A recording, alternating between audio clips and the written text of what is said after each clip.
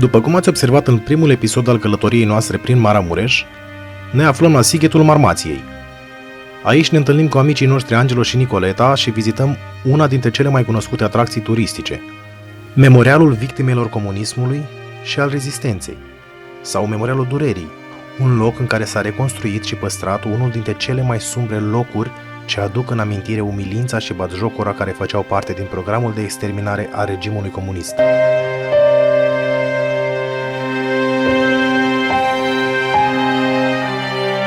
Închisoarea de la Sighet a fost construită în 1897 ca închisoare de drept comun de către administrația austro-ungară. În mai 1950 au fost aduși la penitenciarul Sighet peste 100 de demnitari din întreaga țară, foști miniștri, academicieni, economiști, militari, istorici, ziariști, politicieni, unii dintre ei condamnați la pedepse grele, alții nici măcar judecați.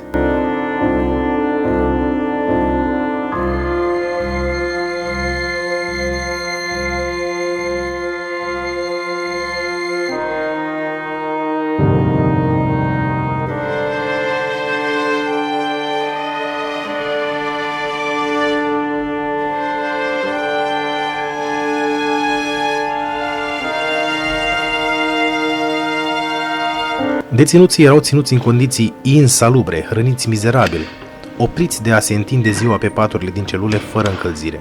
Nu aveau voie să privească pe fereastră, cei ce nu se supuneau erau pedepsiți și se stăteau la neagra și șura, celule de tip carceră, fără lumină. Într-un târziu, la geamuri au fost puse obloane, încât se putea vedea numai cerul.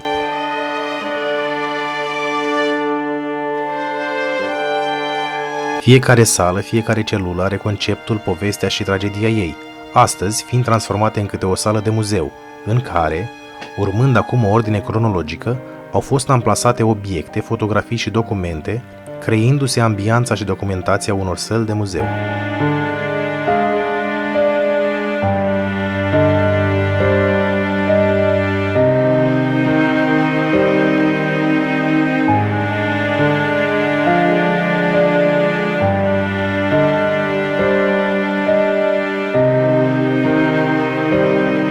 Una dintre cele mai fanteziste comenzi a fost proiectarea și fabricarea unei motociclete în închisoarea de la Aiud. Comanda a fost realizată în perioada 1954-1955 de un grup format din 3 ingineri de specialitate aeronautică, care au răspuns pozitiv propunerii directorului, însă au cerut o listă de materiale necesare fabricării motorului, acestea fiind extrase din piesele a două motoare de aviație Wright și Cyclone, de fabricație americană. La fabricarea ei au muncit 40 de deținuți. Odată finalizată, rodajul a fost făcut în curtea închisorii sub aplauzele celorlalți deținuți. Astăzi, una dintre unitățile produse atunci se află expusă la memorialul din Sighet.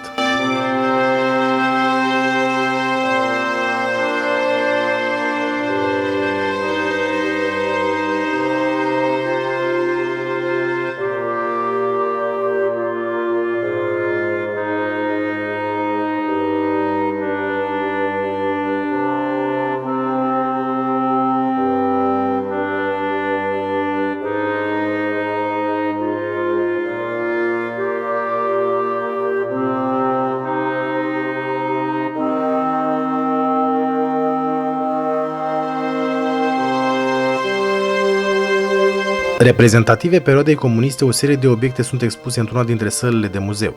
La revederea acestora ne reamintim de perioadele de sărăcie când se stătea la cozi interminabile pentru rația de hrană. În altă sală regăsim emblemele, steagurile, uniformele și sloganurile folosite în perioada comunistă.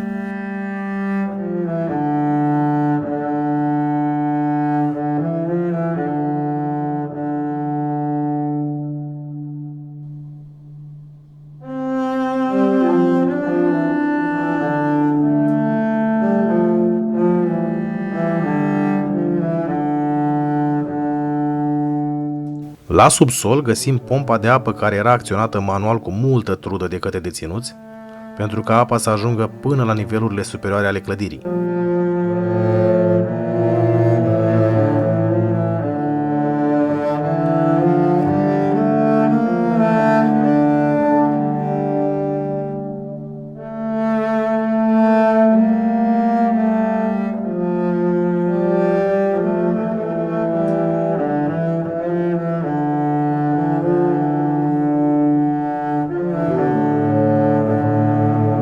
În 1955, ca urmare a Convenției de la Geneva și a admiterii Republicii Populare Române în ONU, a avut loc o grațiere. O parte din deținuții politici din închisorile românești au fost eliberați, o parte transferați în alte locuri, inclusiv în domiciliu obligatoriu.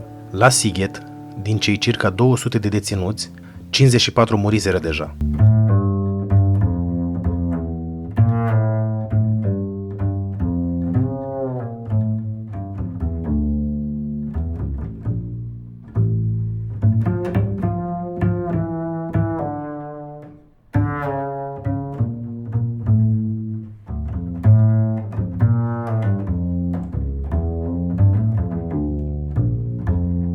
În curtea interioară, atât numele gravate pe ziduri, cât și sculpturile în bronz denumite Cortegiul Sacrificaților, păstrează cu durere amintirea celor ce au fost întemnițați aici.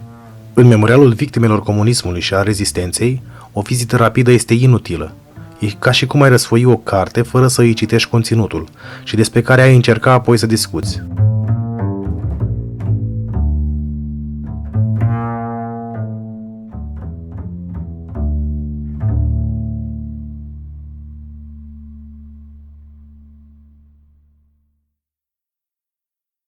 Călătoria noastră continuă alături de amicii Angelo și Nicoleta.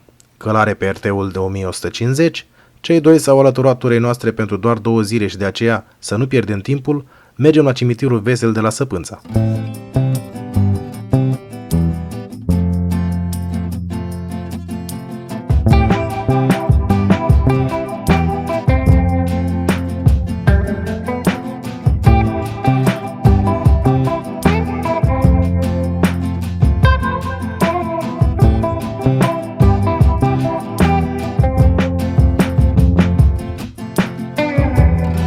Cimitirul Vesel este un cimitir din localitatea Săpânța, județul Maramureș, faimos pentru crucile mormintelor viu colorate și picturile naive reprezentând scene din viața și ocupația persoanelor înhumate. Pe unele cruci există chiar versuri în care sunt amintite deseori cu nuanțe umoristice persoanele respective. Unele cruci sunt pictate pe ambele părți, pe o parte fiind plasată o descriere a vieții celui îngropat, iar pe cealaltă o descriere a motivului morții. Majoritatea crucilor sunt scrise cu greșeli de ortografie și variante arhaice de scriere.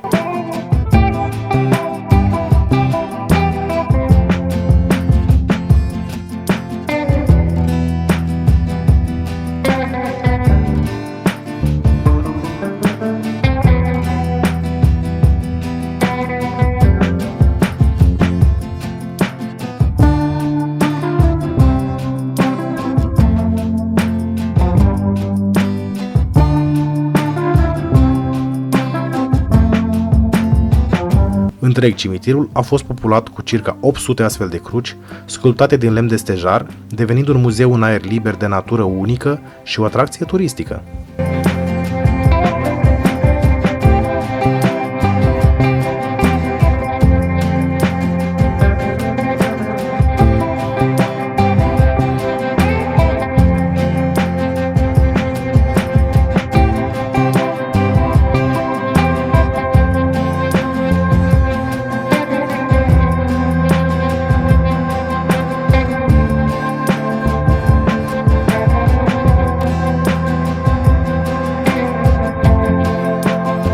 Continuăm de această dată spre una dintre cele mai frumoase, conservate și primitoare localități din România, Breb.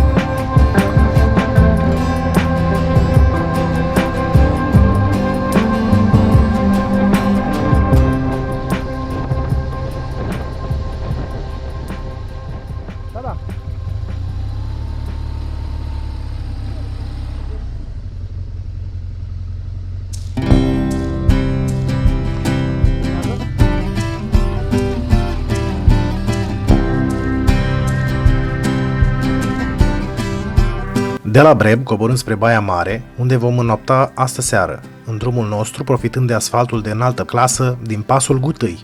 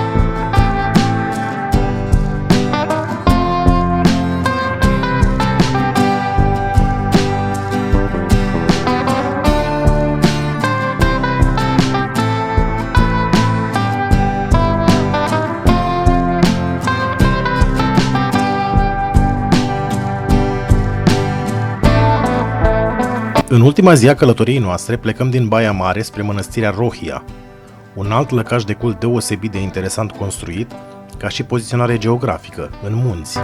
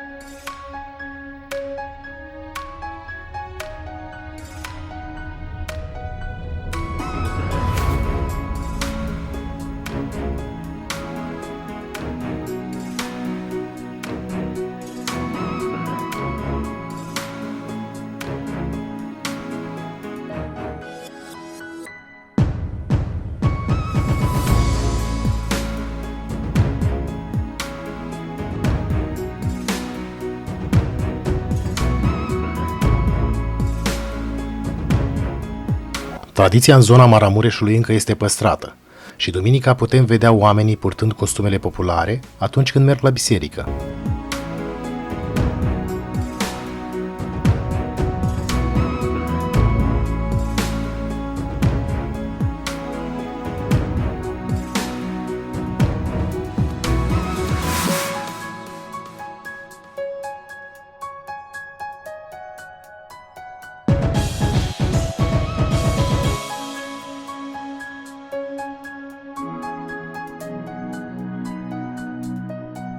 Drumul spre casă ne poartă pe la Bistrița, unde luăm prânzul, după care pornim spre pasul Tihuța către Vatra Dornei.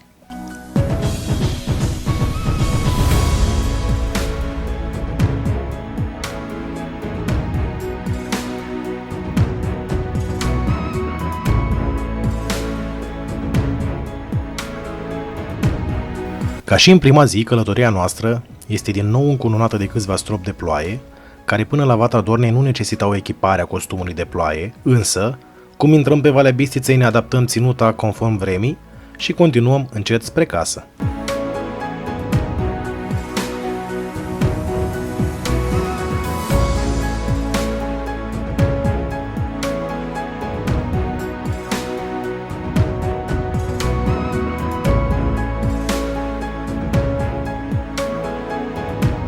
Ajunși fiind în Piatra Neamț, la ceas de seară, ne luăm rămas bun de la amicii noștri Angelo și Nicoleta pentru a ne îndrepta spre garaj, iar ei spre Tazlău.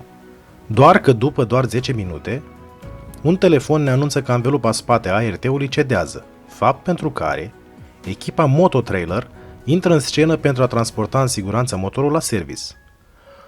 Cu toate acestea, totul e bine când se termină cu bine și încheiem această călătorie ce marchează pe lângă despărțirea de sezonul 2023 și despărțirea de camaradul nostru destoinic GS 1200, Black Beauty. Am umplut tolba cu amintiri extraordinare timp de 2 sezoane, în parcursul la peste 30.000 de kilometri, prin mai multe țări, pe mai multe categorii de drumuri, pe mai multe condiții meteorologice. am călătorit împreună ireproșabil și am ajuns acasă cu brio. Noul sezon va începe cu un nou camarad mai tânăr, mai puternic, mai mare și mai dotat, cu care dorim să strângem mai multe amintiri de neuitat. Urmărind un scurt calup de fotografii surprinse în frumoasele noastre călătorii alături de Black Beauty, vă invităm să vă abonați la canalul nostru pentru a urmări viitoarele noastre aventuri. Până data viitoare, vă dorim să aveți parte de asfalt uscat și ride safe!